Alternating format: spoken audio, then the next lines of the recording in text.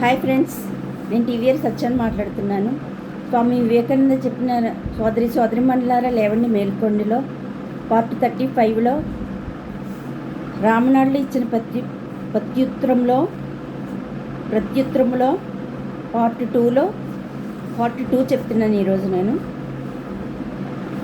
పాశ్చాత్య జాతులు ఇతర జాతులు కూడా ఇప్పుడు మితిమీరిన రాజ్యాధికార వాంఛలతోనూ సాంఘిక కుతంత్రాలతోనూ విసిగే వేసారి సగం చచ్చి అధోగతిలో పడి ఉన్నారు. వారికి ప్రాణం పోసి నూతనోజ్జీవం కల్పించగల మహాశక్తి ప్రపంచమంతటా విల్లువలై ప్రవహించవలసిన మతధర్మాల సత్యాత్మ తత్వాల మూలశక్తి ఇక్కడే ఉంది. భారతదేశ వాతావరణమంతా నిండి పూర్ణ పైకిగిస్తున్న ఈ అనురూప విరూప నానావిధ శబ్ద ఘోషల నుండి ఒక్క పలుకు పరమోత్కృష్టం ప్రస్ఫుటం పరిపూర్ణమై వినిపిస్తోంది.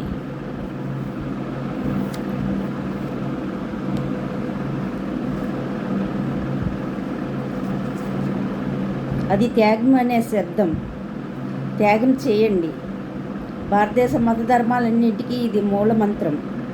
ఈ ప్రపంచం 3 నాళ్ళ ముచ్చట. ఈ ప్రస్తుత జన్మ క్షణభంగరం. ఆవలి ఈ బూటక ప్రపంచాన్ని దాటి దూరంగా అఖండ బ్రహ్మం వెలుగుతోంది. దాన్ని వెతుకుదాముగాక. ఈ విశాల జగత్తును సైతం చిన్న బురదగుంటగా భావించే సాహసులైన వీరులు, మేధావంతులకు ఋషి శ్రేష్ఠులు ఈ ఖండంలో తేజరిల్లారు. వీరు విశ్వాన్ని దాటి ఆవల చాలా దూరం వెళ్ళారు. అనంతమైన కాలం సైతం వారికి లెక్కలేదు. కాలాన్ని దాటి కాల పరిమితులను అతిక్రమించి వారు చాలా దూరం పోయారు. ఆకాశం వారికి లెక్కలేనిదైంది. దాన్ని కూడా వారు దాటిపోజేశారు. ఈ వికారమయ ప్రపంచాన్ని దాటి ఇలా పోవడమే మతధర్మ సూక్ష్మం. ఈ అతీత భావనే అతిక్రమించబోయే ఈ ప్రయత్నమే ప్రకృతి ముఖాన్ని కప్పిపెట్టిన ముసుగును చిందరబందరంగా చించివేసి ఏమైనా సరే, ఏమి కలిగినా సరే ఆ పరమందున్న దాని జాడను కనుగొని తీరాలనే దీక్షే ఈ జాతి విశిష్ట లక్షణం.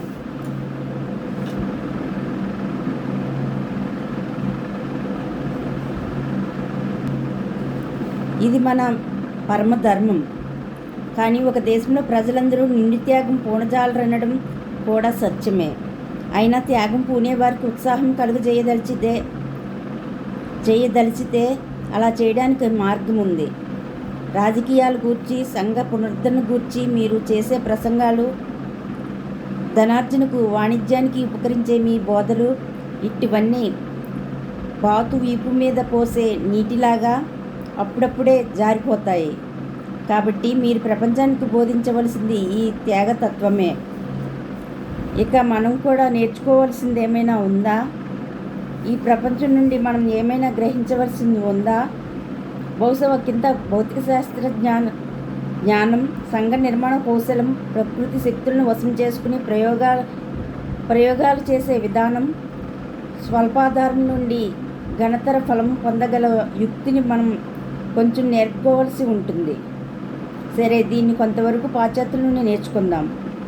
అంతేకాని ఈ భారతదేశానికి వచ్చి తినడం, త్రాగడం, వినోదాలతో కాలక్షేపం చేయడం మాత్రమే పురుషార్థంగా బోధించాలనుకున్నవాడు, ఈ జడ ప్రపంచాన్నే పరమదైవితంగా రూపించాలని చూపేవాడు అట్టివాడెవడైనా మోసగాడే. అలాంటి వాడికి పుణ్యభూమిలో చోటు లేదు. వాని నుండి అటువంటి దాన్ని నేర్చుకోవడానికి భారతీయుని మనసొప్పదు. పాశ్చాత్య నాగరికతలోని మెరుపులు, తలుపులు కన్నులను ఎంతగా మిరుమిట్లు గొడుపుతున్నా, దాని అధికార ప్రాబల్యం ఎంత విశాలమైనా అదంతా నిష్ఫలమే అని ఈ వేదికపై నిలిచి మొగమాటం లేక వారికి తెలుపుతున్నాను. అదంతా వ్యర్థం, బూటకం. భగవంతుడొక్కడే సత్యం. ఆత్మ ఒక్కటే నిత్యం. ఆధ్యాత్మికమే శాశ్వతం. దాన్ని వదలక పట్టుకుని ఉండండి.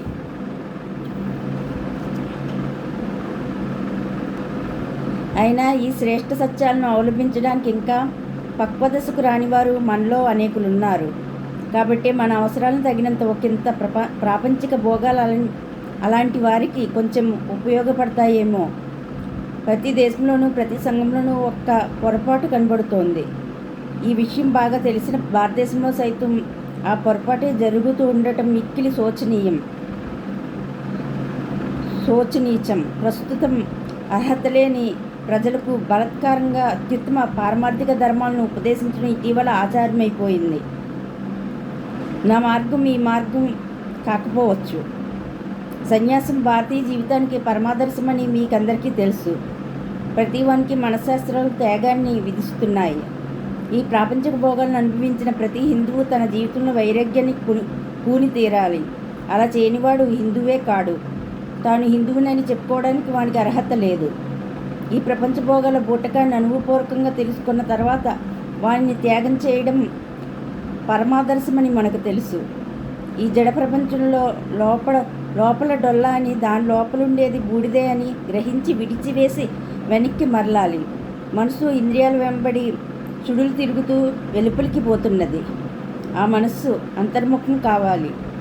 ప్రవృత్తి ఆగిపోవాలి. నివృత్తి ఆరంభం కావాలి. అదే ధర్మం. కానీ ఆ దర్శనంలో కొంత అనుభవం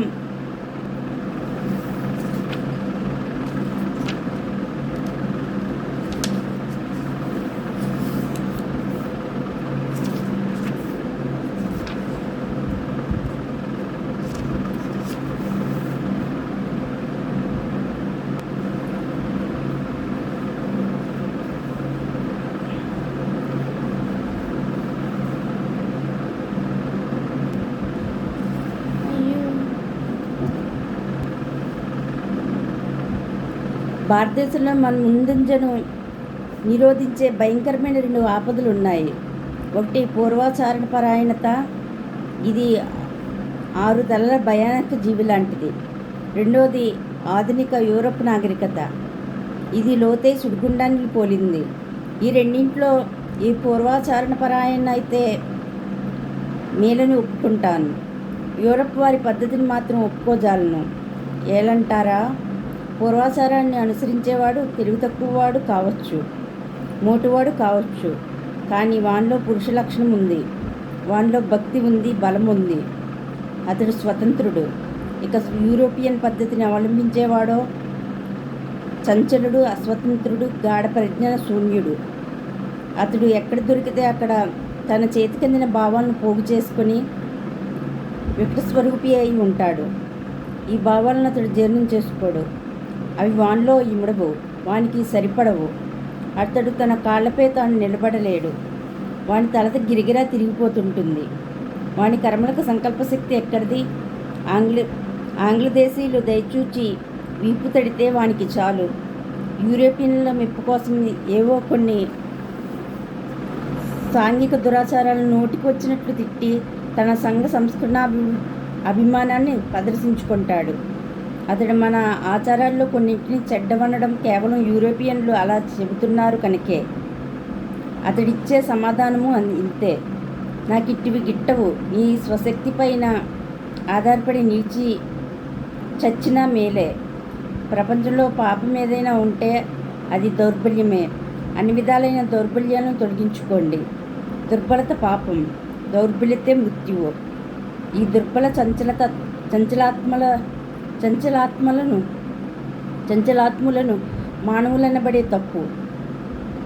మానవులనడమే తప్పు. సరే, వీరిని పురుషులని, స్త్రీలని, పశువులని ఏమని పిలవాలి? కానీ ఈ పూర్వాచార పరాయణులలో వీరి పట్టుదల కలవారు పురుషులు. అటువంటి వారు ఇంకా ఉన్నారు. అట్టి ఒకరిని మీకు ఇప్పుడు చూపుతాను. ఇదిగో వారు మీ రామనాథపుర రాజాగారే. వీరిని మించిన శ్రద్ధావంతులైన హిందువులు మరొకరిని ఈ దేశంలో అంతటా వెతికినా మీరు చూడబోరు. పూర్వ పశ్చిమ దేశాల 2 రీతుల విశేషాలను సంపూర్ణంగా తెలుసుకోవడంలో కానీ, ప్రతి జాతి నుండి శ్రేష్టమైన విషయాలను అవకాశం ఉన్నంత వరకు స్వీకరించడంలో కానీ ఈ దేశంలో ఇంకే రాజైనా మీ రాజును మించజాలడు. అలాంటి రాజు మీకు లభించాడు.